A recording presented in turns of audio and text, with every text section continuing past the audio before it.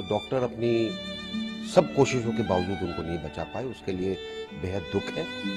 मैं उन्हें सल्यूट करता हूँ, उनकी बहादुरी को सल्यूट करता हूँ।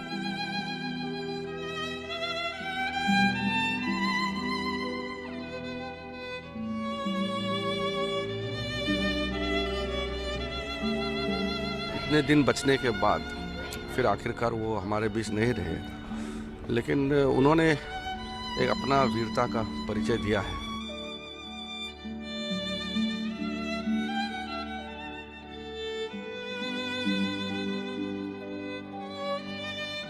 Anyway, we lost a brave soldier.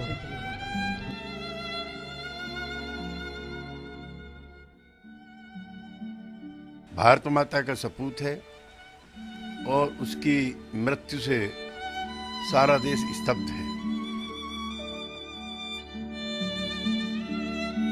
उनकी इस तरह मृत्यु होना बहुत ही एक दुखद बात है।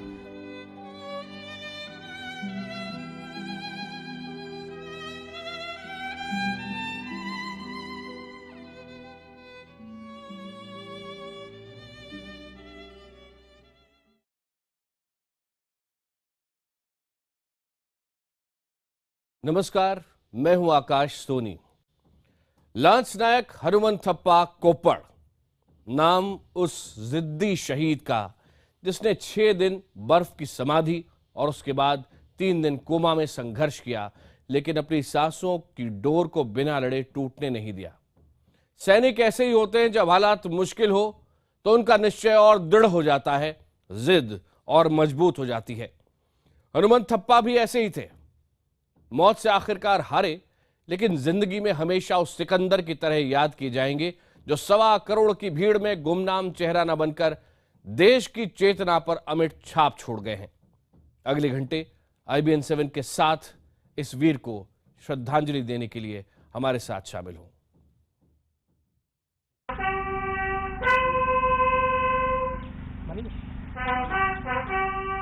तिरंगे में लिपटे भारत मां के इस सपूत के शव को देखकर आप लोग बिल्कुल मत रोइएगा।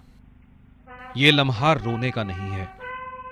ये लम्हा उस जाबाज की शहादत की जय जयकार का दिन है, जिसके हौसले को शायद ऊपर वाला भी सलाम कर रहा होगा। 11 फरवरी 2016 की ये तारीख हिमालय के बर्फीले पर्वतों के अमानवीय मौसम की पराजय का दिन है। पर्वतों को भी उनकी हैसियत बताने वाला दिन है, क्योंकि इस तारीख को हमेशा उस दिन के तौर पर याद किया जाएगा जब साधारण सा दिखने वाला इंसान अपनी असाधारण आंतरिक शक्ति की बदौलत प्रकृति की असीम शक्ति को चुनौती देकर हमेशा के लिए अमर हो गया। उसका नाम बताने की जरूरत नहीं रह गई है, क्योंकि उनका नाम अब देश के बच्चे बच्चे की जुबान पर है। लांस नायक हनुमंथप्पा अपने 9 बहादुर साथियों के साथ दुनिया के सबसे ऊंचे रण क्षेत्र सियाचिन पर तैनात थे।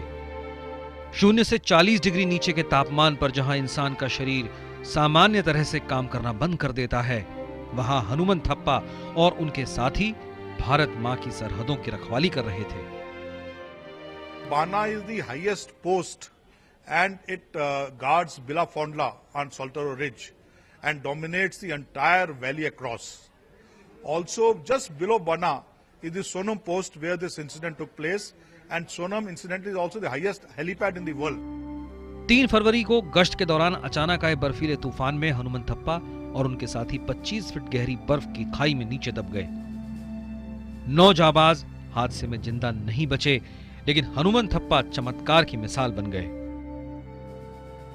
It was a miracle for anybody to survive for 6 days. Buried under an avalanche, it required another miracle to survive. We are really feel bad that this miracle did not occur. 6 दिन तक बर्फ की कब्र में जिंदा समाधि के बावजूद मौत बार बार हनुमंथप्पा की जीवटता को सलाम कर उस बर्फीली चट्टान के दरवाजे से लौट गई जहां वो फंसे हुए थे। बर्फ के मलबे में दबने के बाद जहां 1 घंटे में ही जीवन की उम्मीद धुंधली पड़ जाती है, हनुमंथप्पा वहां सिर्फ अपने हौसले की बदौलत सांसों की डोर को थामे रहे। बर्फ में 144 घंटे के संघर्ष के बाद राहत और बचाव दल ने उन्हें जिंदा खोज निकाला। दिल्ली में सेना के अस्पताल में नाजुक हालात में हनुमंथप्पा को भर्ती कराया गया। खुद प्रधानमंत्री मोदी उनका हाल जानने R&R अस्पताल पहुंचे थे। समूचा देश उनकी सलामती के लिए प्रार्थना कर रहा था। बूढ़े, बच्चे, अमीर, गरीब, हिंदू, मुसलमान, सिख, ईसाई सभी। प्रार्थना के इन लम्हों में हनुमंथप्पा की कहानी ने पूरे देश को एकजुट कर दिया। 3 दिन तक लोहे के बिस्तर पर, मशीनों पर जिंदा जाबाज इस्पाती इरादों की बदौलत 3 दिन तक मौत को छकाता रहा।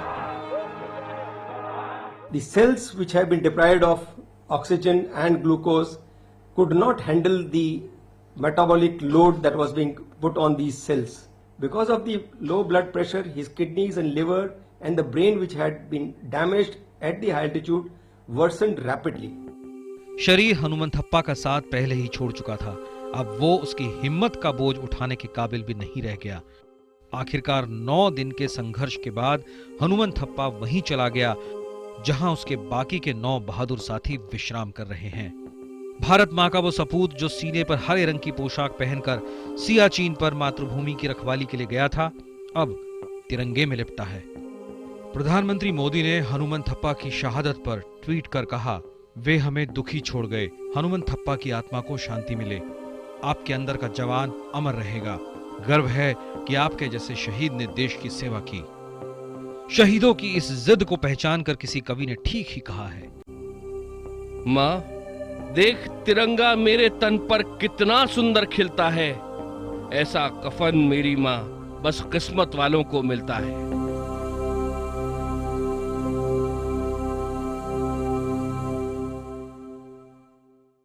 सियाचिन में हुए हादसे में अद्भुत जीवटता दिखाने वाले लांस नायक हनुमंथप्पा का पूरा जीवन संघर्ष की मिसाल है।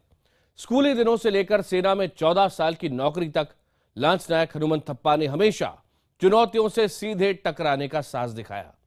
इस आदत की वजह से ही सिर्फ 33 साल की जिंदगी में हनुमंथप्पा लिख गए हैं शहादत की एक बहुत बड़ी कहानी।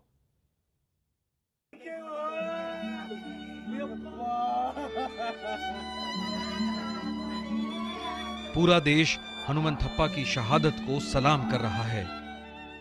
कर्नाटक के स्कूल में भी हनुमंथप्पा को श्रद्धांजलि दी गई। धारवाड़ जिले का ये वो स्कूल है जहां लांस नायक हनुमंथप्पा ने पढ़ाई की थी।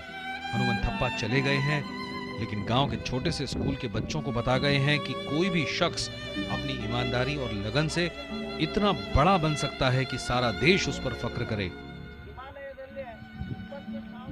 जाबाज सैनिक एक खोया है, इसका बहुत दुख है, तो मैं उन्हें अपने सच्चे दिल से श्रद्धांजलि देना चाहूंगी। ऑब्वियसली लॉस है हमारी कंट्री का ही। हनुमंथप्पा मौत से ही नहीं, जीवन की दुश्वारियों से भी संघर्ष की मिसाल हैं, जो स्कूली दिनों से ही उनकी पहचान थी।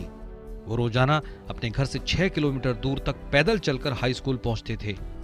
पढ़ाई खत्म हुई तो हनुमंथप्पा ने फौज में भर्ती की कोशिशें शुरू कर दी।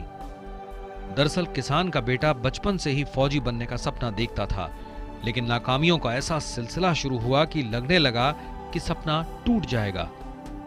बेलगावी, धारवाड़ और गडाग में सैनिकों की भर्ती के लिए हुई रैली में हनुमंथप्पा नाकाम रहे, लेकिन आखिरी वक्त तक कोशिश करने की आदत का नतीजा ये निकला कि चौथी बार वो कामयाब रहे।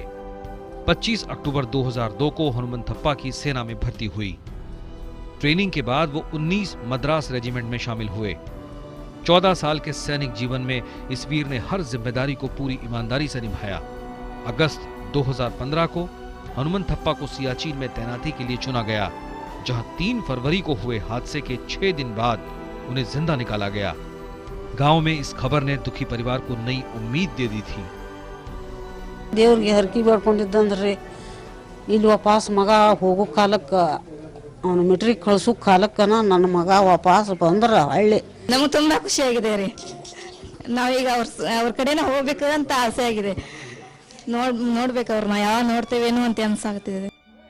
ये खुशी सिर्फ 3 दिन की ही थी, लेकिन इन 3 दिनों में हनुमंथप्पा के परिवार के साथ सारा देश जुड़ चुका था।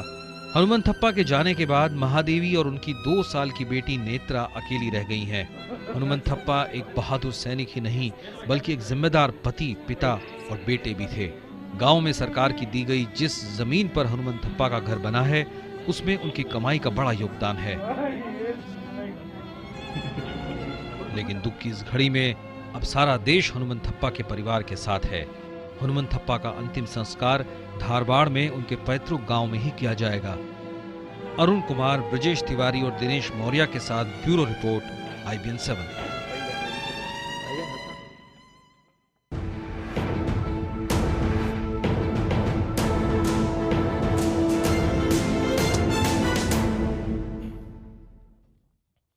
सियाचिन में हुए हिमस्खलन में 10 जांबाज शहीद हुए। इन 10 हिंदुस्तानियों ने हर हालात का डटकर मुकाबला किया और उनके जाने के बाद अब उनके परिवार भी बदले हुए हालात से मुकाबला कर रहे हैं। आइए आपको मिलाते हैं सियाचिन के एक और शहीद के परिवार से, जिसकी मां और पत्नी को अभी तक उसकी शहादत की खबर नहीं दी गई है।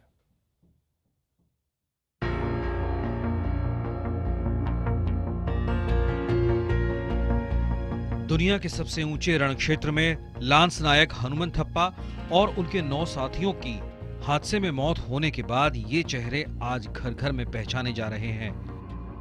लेकिन भूलने की बात नहीं है कि ये 10 चेहरे उन लाखों जाबाजों के बीच से हैं जो हमें सुरक्षित रखने के लिए दिन रात जान की बाजी लगा देते हैं और कई बार जान की बाजी हार भी जाते हैं। ये चेहरे भी उन्हीं शहीदों के हैं। सूबेदार Nagesh TT, constable Mushtaq Ahmed, lance naik Sudheesh P, constable Mahesh PN, constable Ganesan, हवलदार Elumalai M, constable Ramamurthy N और लांस नायक S कुमार। सियाचिन में हुए हादसे में शहीद होने वाले हनुमंथप्पा के 10वें साथी थे कांस्टेबल सुनील सूर्यवंशी। महाराष्ट्र के सातारा के सुनतेही गांव में सुनील की शहादत की खबर तुक का साया लेकर आई। उनकी मां और पत्नी दोनों को ही अब तक ये नहीं बताया गया है कि सुनील शहीद हो चुके हैं। जो हुआ था वो सब पता है, लेकिन जो आगे जो हुआ है, लेकिन वो उनके का यहाँ आने के बारे में, उनका यहाँ क्या हो गया वहाँ, वो तो पता नहीं घर में। अक्सर देश को महफूज रखने के लिए सैनिकों के परिवार ऐसे ही कष्ट उठाते हैं, बलिदान देते हैं। कोई भी सम्मान और कोई भी मदद इस कुर्बानी की बराबरी नहीं कर सकती। सुनील को खोने का गम जरूर है, लेकिन गर्व भी इस बात का है कि उनके सपूत को मां भारती की सेवा करने का सौभाग्य प्राप्त हुआ। खास बात यह भी है कि सियाचिन में एक साथ तैनात सुनील और हनुमंथप्पा दोनों गहरे दोस्त भी थे। सुनील अक्सर इस दोस्ती के बारे में अपने गांव के दोस्तों से बातें करता था। सुनील एक्चुअली मेडिकल कोर में था। एक्चुअली उसका यह है कि वो और उसका मद्रास बटालियन में वो काम करता था। तो एक्चुअली वो लोग एक अच्छे मतलब गहरी दोस्ती उनकी एक दूसरे के साथ थी। गांव के और भी लड़के फौज में है और सुनील भी था। इस वारदात से हम लोग दुखी नहीं हो जाएंगे, बल्कि हमारे गांव के लड़कों को और भी फौज में जाने के लिए प्रोत्साहित करेंगे। इस गांव को अब अपने वीर बेटे के शव का इंतजार है। दरअसल सियाचिन में मौसम खराब होने की वजह से पिछले 3 दिनों से सुनील का पार्थिव शरीर सियाचिन बेस कैंप पर ही रखा है।